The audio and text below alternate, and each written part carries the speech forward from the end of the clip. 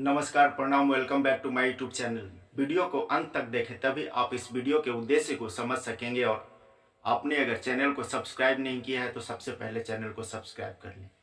दोस्तों, जब भी भगवान धरती पर अवतार लेते हैं तो वह अपने आने के बारे में सारी जानकारी, जैसे उनका जन्म कहाँ होगा, लीलाओं का वर्णन, उनके कौन से भक्त क्या करेंगे, उनका प्रचार प्रसार कौन करेगा, उनकी लीला कौन सी जगह होगी, वह किस प्रकार पुनः धर्म की स्थापना करेंगे, नए युग की शुरुआत कैसे करेंगे, सारी की सारी बातें एक माध्यम से ही लिखी जा चुकी होती हैं ताकि लोगों को मार्गदर्शन मिल सके, ताकि लोग धर्म का अनुसरण कर सके। क्योंकि भगवान का अवतार उस वक्त होता है जब धरती पर जीने लायक स्थिति नहीं होती है।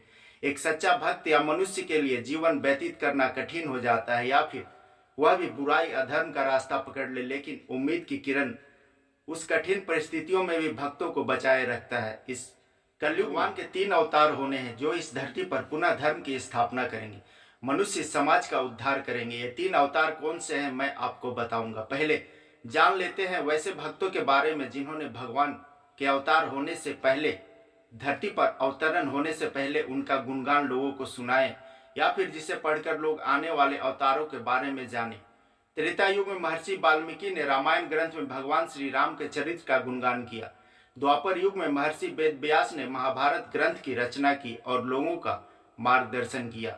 कलयुग में नाम आता है चैतन्य महाप्रभु का, जिनके आशीर्वाद से पंच सखाओं ने भविष्य मालिका की रचना की, जिसमें उन्होंने कल्कि अवतार का धरती पर अवतरण से लेकर नए युग की शुरुआत तक सारी लीलाओं का वर्णन किया है। भविष्य मालिका के अनुसार कलयुग का अंत हो चुका है और सतयुग प्रारंभ भी हो चुका है, क्योंकि कलयुग का प्रभाव काफी बढ़ चुका था, जिस कारण से कलयुग के अंत होने के बावजूद उसका प्रभाव अभी भी दिख रहा है। इसलिए अभी तेजी से प्राकृतिक घटनाओं में इजाफा हो रहा है। सब कुछ काफी तेजी से बदल रहा है। ग्लेशियर काफी तेजी से पिघल रहे हैं। जल प्रलय की घटना 1 महीने बाद देखिएगा कैसा रौद्र रूप दिखाता है। रोग, महामारी, खाद्य पदार्थों की कमी, यह दुगनी चौगनी रफ्तार से बढ़ने वाली है। कलयुग लगभग 5000 वर्षों में इतना कलंकित हो चुका था कि इन्हीं कालों में भगवान श्री हरि को 3 अवतार लेने पड़े, जिसमें 2 हो चुके हैं और तीसरा अवतार होना बाकी है, या यूं कहें कि हो चुका है। कलयुग का 112 वर्ष भगवान कृष्ण के धरती पर रहते बीता था, और कृष्ण भगवान के वैकुंठ वापस जाने के बाद यह तेजी से फैलने लगा। जो युग 4,32,000 वर्ष चलना था, 5000 वर्ष पर ही रन आउट हो गया। हालांकि 4,32,000 और 5000 वर्ष में अभी भी घमासान जारी है, जो कलयुग के समाप्ति के साथ ही खत्म होगा। संत महापुरुष भविष्य मालिका में कहते हैं, कली रे 3 जन्म हेबे परा प्रभु नारायण, जाई फूल लो से तो भक्त जीवने जाई फूल लो।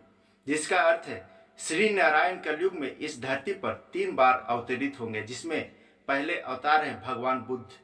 भगवान बुद्ध के समय बलि, जीव हत्या, और उस वक्त राजा महाराजा प्रजा के ऊपर अत्याचार करते थे, अन्याय करते थे, हत्या जैसे पाप में लिप्त थे।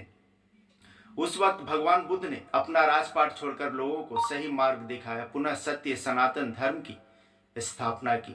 दूसरे अवतार थे चैतन्य महाप्रभु, जिन्होंने भगवान विष्णु के महामंत्र का विश्व भर में प्रचार प्रसार किया, लोगों को भक्ति और प्रेम का मार्ग दिखाया। और तीसरे हैं कल्कि अवतार, जो पापी और मलेच्छों का विनाश करने के लिए मानव शरीर में अवतार लिए हैं। हर युग के अंत और नए युग की शुरुआत के समय भगवान का अवतार धरती पर होता है, यानी संधि काल में।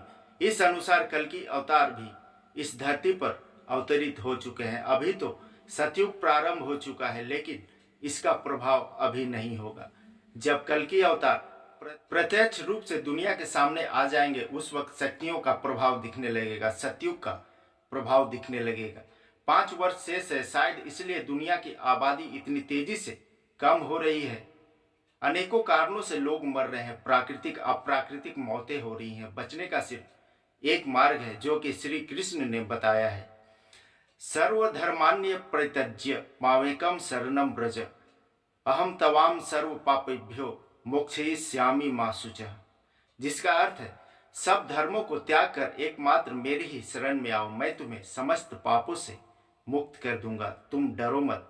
इस प्रकार से भगवान अपनी शरण में आए हुए अपने भक्तों का पूरा उत्तरदायित्व वे अपने ऊपर उठा लेते हैं। अगर कलयुग के भवसागर से पार होना है तो भगवान के शरण में जाना होगा। आज के लिए इतना ही। वीडियो को लाइक शेयर अवश्य करें। धन्यवाद। सब्सक्राइब कीजिए हमारे चैनल को और बेल आइकन को दबाइए हमारी लेटेस्ट वीडियो सबसे पहले देखने के लिए।